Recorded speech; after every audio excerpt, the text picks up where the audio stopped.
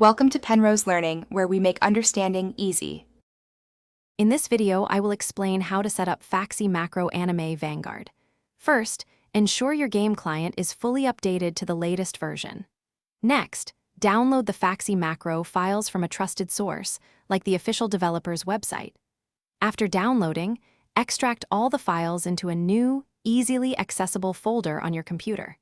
This initial preparation is crucial for a smooth installation process.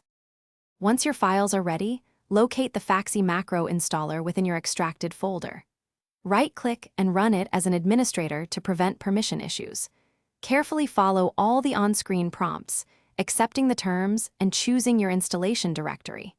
After the installation finishes, launch the Faxi Macro application to confirm it opens correctly and is ready for configuration. Now it's time to configure your macro settings. Open the Faxi Macro application and find the Settings or Configuration menu. Here, you can customize keybinds to match your playstyle in Anime Vanguard. Pay close attention to delay timings. Setting these too low might cause detection issues, while too high could reduce efficiency. Once satisfied, save your profile to ensure your settings are preserved. With your macro configured, launch Anime Vanguard and test it in a safe environment, like a practice match.